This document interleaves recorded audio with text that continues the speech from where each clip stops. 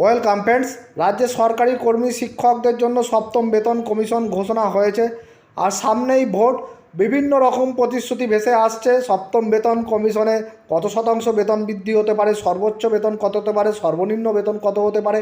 আজকে আনন্দের প্রতি একটি রিপোর্ট উঠে এসেছে, অবশ্যই দেখে রাখবেন, ভিডিওটি শেয়ার করবেন, চ্যানেল নতুন হলে সাবস্ক্রাইব করবেন। দেখুন কী বলা আছে। সুপ্রিম কোর্টের নির্দেশের পরেও বকেয়া মহার্ঘ ভাতা মেটাতে গিয়ে রাজ্য সরকারের বিরুদ্ধে গড়িমসির অভিযোগ তুলেছিল বিভিন্ন কর্মচারী সংগঠন। তবে তারই মধ্যে মুখ্যমন্ত্রী মমতা বন্দ্যোপাধ্যায় বকেয়া মেটানোর ঘোষণা করেছেন। এই আবহে রাজ্যে দলের কর্মসূচি পরিবর্তন যাত্রায় এসে কেন্দ্রীয় স্বরাষ্ট্রমন্ত্রী অমিত শাহের একটি ঘোষণাকে সামনে রেখে রাজ্য সরকারি কর্মচারীদের সম্ভাব্য বেতনের পাল্টা হিসাব দেখাচ্ছে রাজ্য বিজেপি। দলের তরফে হিসেব কষে বলা হচ্ছে, শাহের ঘোষণা অনুযায়ী বিজেপি রাজ্যে সরকার গঠন করলে ৪৫ দিনের মধ্যে সপ্তম বেতন কমিশন চালু হবে এবং তার ফলে কর্মচারীদের বেতন সর্বোচ্চ ১১৪% বাড়তে পারে।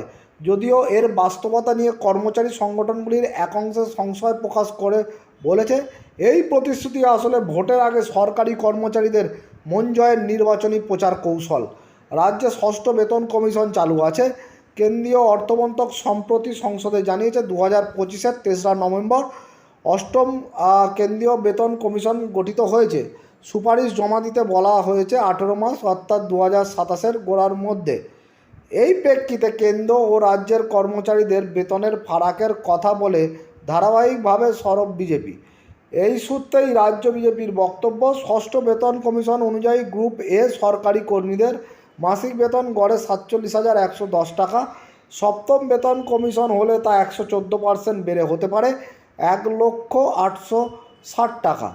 একই প্রেক্ষিতে বিজেপির হিসেব, গ্রুপ বি ও গ্রুপ সি কর্মীদের বেতন গড়ে বাড়তে পারে ৪৬%। বর্তমানে গড়ে ২৫,৩১৪ টাকা থেকে গড়ে ৩৭,০৫৭ টাকা।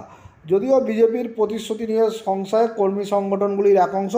মহার্ঘ ভাতা নিয়ে অন্যতম আন্দোলনকারী সংগ্রামী যৌথ মঞ্চের তরফে ভাস্কর ঘোষ বলেছেন, বিজেপি যদি রাজ্যে সপ্তম বেতন কমিশন গঠনের কথা বলে তাহলে সেটা কেন্দ্রের অষ্টম বেতন কমিশনের সঙ্গে সাযুজ্য রেখে হবে। কিন্তু এখনও অষ্টম বেতন কমিশনের রিপোর্টই কেন্দ্র গৃহীত হয়নি।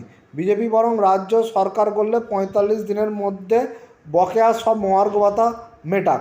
রাজ্য কোঅর্ডিনেশন কমিটির সাধারণ সম্পাদক বিশ্বজিৎ চৌধুরীর বক্তব্য, সপ্তম বেতন কমিশন গঠন স্বাভাবিক প্রক্রিয়া, কিন্তু ৪০% বকেয়া মহার্ঘ ভাতা না মিটিয়ে বেতন কমিশন গঠন হলে তার কার্যকারিতা থাকে না। এইগুলি দ্বিচারিতা ও নির্বাচনী প্রচার। রাজনৈতিক শিবিরের একাংশে মনে করিয়ে দিচ্ছেন, নির্বাচনের গুরুত্বপূর্ণ ভূমিকা পালন করে প্রিসাইডিং অফিসার থেকে পুলিশ কর্মীরা। তারা বেশিরভাগই রাজ্য সরকারি কর্মচারী।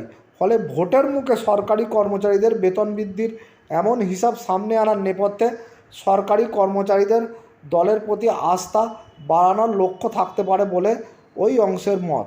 ঘটনাচক্রে তৃণমূলের ইস্তাহারে সপ্তম বেতন কমিশন গঠনের কথা বলা হয়েছে, কিন্তু সাম্প্রতিক মহার্ঘ ভাতা সংক্রান্ত টানাপোড়েনের আবহে তৃণমূলের এই ঘোষণার বিশ্বাসযোগ্যতা নিয়ে প্রশ্ন তোলার সুযোগ আছে বলে মনে করছে বিজেপি।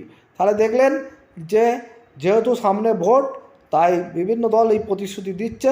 সপ্তম বেতন কমিশনে কত বেতন বাড়তে পারে, গ্রুপ এ থেকে গ্রুপ ডি কর্মচারীদের বেতন কত বাড়তে পারে, সবটাই দেখলেন। আজকে আনন্দবাজার পত্রিকায় এই খবরটি উঠে এসেছে, সেই জন্য আপনাদের সঙ্গে শেয়ার করলাম।